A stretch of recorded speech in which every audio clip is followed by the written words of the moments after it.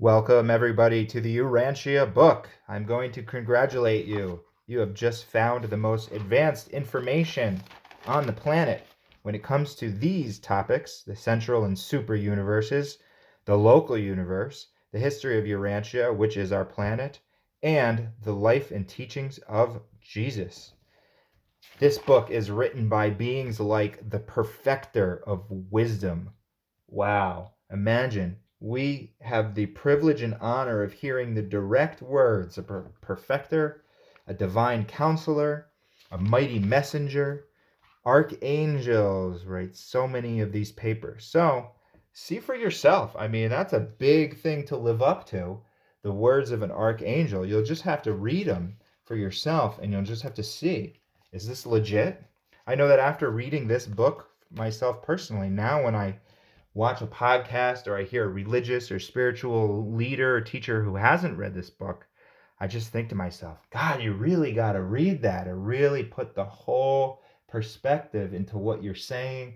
It'll really tie things together. There won't be missing holes or missing pieces. And we want all of them to have their own individual and unique take on things, just like we want you to. But uh,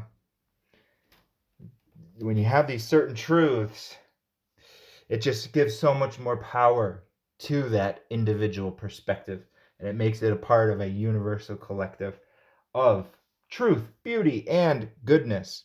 We're looking at the foreword. We are on this short little blurb about God the Absolute. Okay, remember this part of the book is very deep and complicated. Other parts are much easier to grasp, but we're going in order here. There are many features of the eternal reality of the deity absolute which cannot be fully explained to the time-space finite mind, but the actualization of God the Absolute would be in consequence of the unification of the second experiential trinity, the absolute trinity.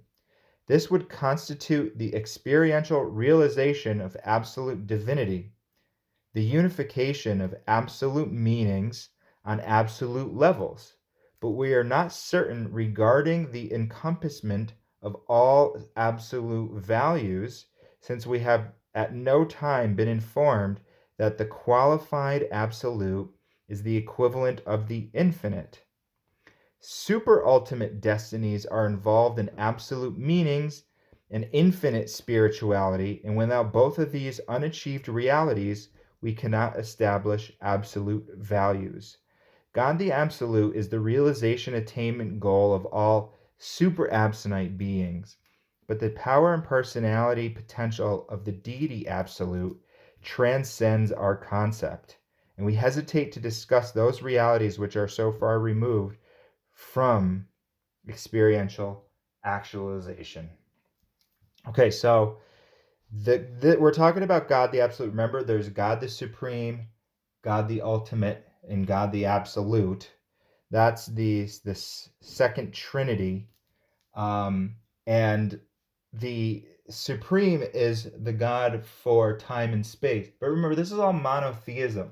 They're just saying that the universe is so vast and spirituality is so expansive that there's these different aspects of God that serves different purpose for different things. God the Absolute, the authors of the book, who we just went through, they are not even able to comprehend exactly what this is. And they're saying you definitely, there's no language that a time space finite mind, it's just limited purely by that function of it being time space.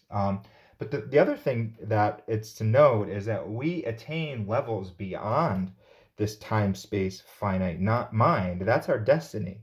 The Urantia book is about origin, history, and destiny. Origin would be, what's the origin of the universe? Well, our scientists can go back to the time of the Big Bang, and they can't go back before that because, again, the finite mind breaks down at those levels. And there's just no way to put it into the grasp of physics. Okay, it's beyond that. I think I said it earlier in a video.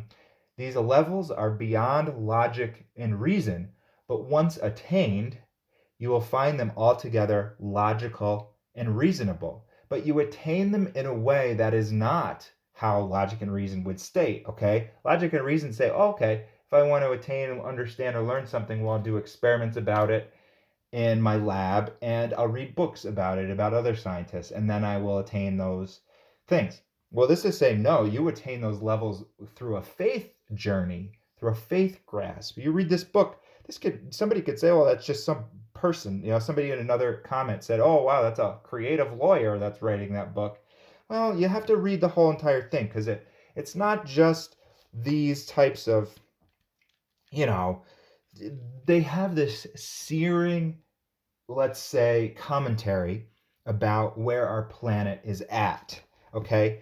And that would be more in like the history part of Urantia, as in how did we get to this stage where every single nation is against every single other nation, every other religion has to make the other one go to hell for them to be correct, and people are killing, blah blah blah. We have incarceration, homelessness, blah, blah, blah. How did we get there?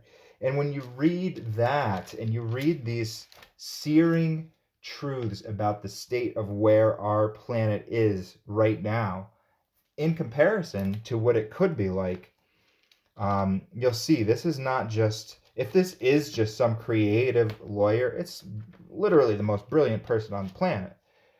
And so that's great. If it is a creative lawyer, geez, I'd love to meet him.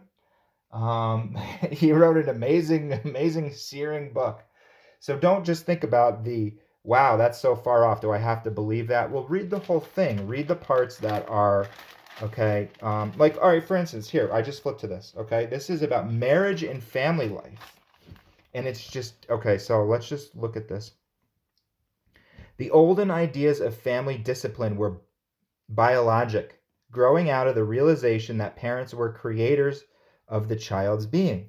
The advancing ideals of family life are leading to the concept that bringing a child into the world, instead of conferring certain parental rights, entails the supreme responsibility of the human existence. So true. If you look at your older, maybe like a ancestor worship or some sort of culture where the child had to just worship the parent simply because they were the parent. But now it's like, geez, we have a real big responsibility. So we're seeing this shift. So it's nice that the Urantia book is pointing out that the planet is getting better in certain degrees in some senses. For instance, women aren't cattle anymore as they used to be, and in some societies still are considered the property of men. But they're saying there's been a shift in that regard, but you have a long way to go in other aspects.